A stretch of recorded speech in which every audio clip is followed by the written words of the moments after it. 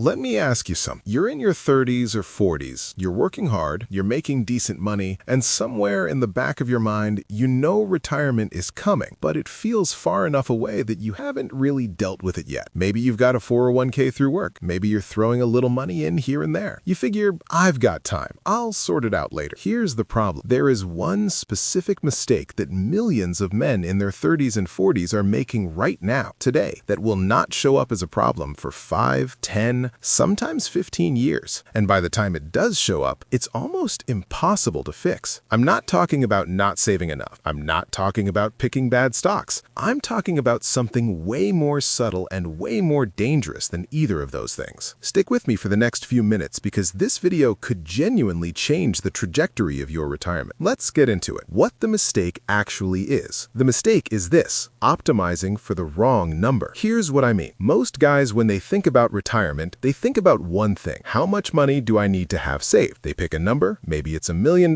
maybe it's $2 million, and they work backwards from there. Save X amount per month, get to the number, retire. Simple, right? Wrong, because that framework completely ignores the other side of the equation, which is what you're going to spend in retirement. And here's where the 10-year problem kicks in. When you're 35 or 40, your spending habits are being set right now. The car you drive, the house you live in, the vacations you take, the lifestyle you've built, all of that is becoming your new normal. And here's the brutal truth. Most people's spending in retirement mirrors their spending before retirement. Studies consistently show that retirees spend roughly 70 to 80% of their pre-retirement income in the first decade of retirement. Some spend even more because now they actually have time to spend money. So if you're building a lifestyle today that costs $8,000 a month to maintain, and you're not accounting for that in your retirement planning, you are quietly setting yourself up for a crisis that won't arrive until you're in your mid-50s or early 60s. That's the mistake, and that's why it takes 10 years to show up. You build the lifestyle in your 30s and 40s, you feel the consequences in your 50s and 60s. Why smart people make this mistake. Now, here's what makes this so frustrating. This isn't a dumb person's mistake. This is a smart person's mistake. Think about it. If you're in your 30s or 40s and you're doing well financially, you've probably done a lot of things right. You're earning more than you did in your 20s. You're investing. You might be maxing out your 401k. On paper, you look responsible. But here's what's happening under the surface. As your income grows, your lifestyle grows with it. This is called lifestyle inflation, and it is the silent killer of retirement plans. You get a raise, you upgrade the car. You get a bonus, you take a bigger vacation. You land a promotion, you move into a nicer house. Each individual decision makes total sense. You earned it. You deserve it. Why not enjoy the money you worked for? I'm not here to tell you not to enjoy your money, but what most people miss is that every upgrade to your lifestyle is also an upgrade to your retirement target, and they never adjust the plan to match. Let me give you a concrete example. Imagine two guys. Call them Dave and Marcus. Both are 38 years old. Both earn $100,000 a year. Both are saving 10% of their income, $10,000 a year, toward retirement. Dave lives pretty modestly. His monthly expenses are around $4,500. He drives a used car, lives in a reasonable house, doesn't spend extravagantly. Marcus has upgraded his lifestyle as his income grew. His monthly expenses are $7,500. Nice car, bigger house, the works. But he's still saving that same 10%. Same income, same savings rate, completely different retirement situations. Because when Dave retires, he needs his portfolio to generate about $54,000 a year. When Marcus retires, he needs $90,000 a year. Using the standard 4% withdrawal rule, Dave needs about $1.35 million saved. Marcus needs $2.25 million. That's a $900,000 difference from the same income and the same savings rate just because of lifestyle. And here's the kicker. Marcus probably feels like he's doing fine. He's saving, he's investing, he's hitting his old targets. He just never updated the target to match the life he built. That's the trap. That's the mistake that takes 10 years to fix. The signs you're already in the trap. So how do you know if this is you? Here are the warning signs. Warning sign number 1, you don't actually know your monthly expenses. I don't mean roughly, I mean actually. If someone asked you right now, what did you spend last month? To the nearest $500, could you answer that? Most people can't. And if you can't measure it, you definitely can't plan around it. Warning sign number 2, your savings rate has stayed the same as your income has gone up. This is a big one. If you got a $20,000 raise 3 years ago and you're still saving the same dollar amount you were before? Lifestyle inflation has eaten your raise. Your life got bigger, your savings didn't. Warning sign number 3, you've never actually calculated your retirement spending number. Not your savings number, your spending number. Do you know what it would cost to maintain your current lifestyle for 30 years in retirement? Most people have never sat down and done this math. They pick a round number. I want $1 million.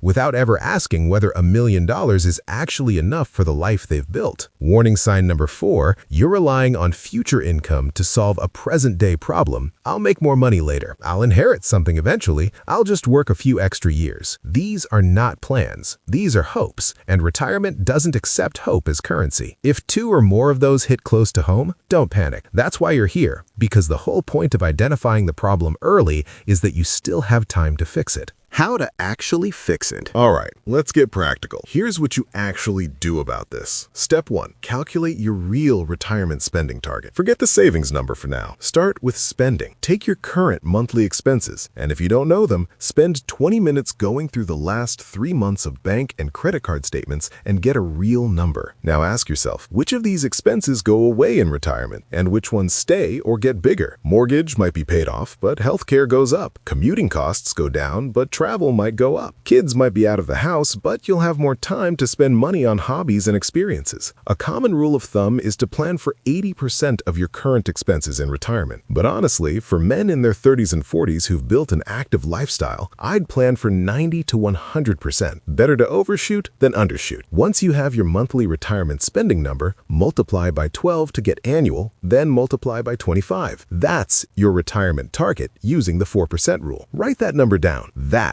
is the number you're actually working toward. Step 2, close the gap between your savings rate and your lifestyle. Every time your income goes up, your savings rate should go up with it. Not your savings amount, your savings rate. There's a big difference. If you got a 10% raise, a portion of that raise should go straight into your retirement accounts before you ever see it. Automate this. Make it invisible. If you never see the money, you never miss it and you never spend it. A good target for men in their 30s and 40s who want to retire comfortably, savings rate of 15 to 20% of gross income. If you're not there yet, add 1% every 6 months until you get there. Small increments are sustainable. Big sudden cuts aren't. Step 3, do a lifestyle audit once a year. Once a year, maybe at the start of the year, maybe on your birthday. Sit down and ask yourself one honest question. Has my lifestyle grown faster than my savings? If the answer is yes, something has to give. Either you bring the lifestyle down or you bring the savings up. There is no third option that ends well. This doesn't have to be painful. It might mean one less car upgrade. It might mean a slightly smaller house than you could technically afford. Small adjustments made consistently in your 30s and 40s are worth enormous amounts in your 50s and 60s. Step 4, make your retirement real in your mind. Here's something that sounds soft but actually makes a huge practical difference. Most people don't save enough because retirement doesn't feel real. It's abstract. It's far away. It's future use problem. The men who retire well are the ones who made retirement feel real and urgent while they still had time to do something about it. So I want you to do this. Sit down and write out what your ideal retirement actually looks like. Not vaguely, specifically. Where are you living? What are you doing with your days? What does a Tuesday in retirement look like for you? Are you traveling? Are you golfing? Are you spending time with your kids or future grandkids? When you can picture it clearly, you'll save for it differently. It stops being an abstract number and starts being a life you're building toward. The cost of waiting. I want to end with this because I think it's the most important part of the whole video. The reason this mistake takes 10 years to fix isn't just about the math of compounding, although that's real and it matters. It's about habits. The lifestyle you build in your 30s and 40s becomes your identity. It becomes what you expect. And walking that back later, downgrading the car, downsizing the house, cutting the vacations, is psychologically brutal in a way that most people seriously underestimate. It's not just a financial problem. It's an ego problem, a comfort problem.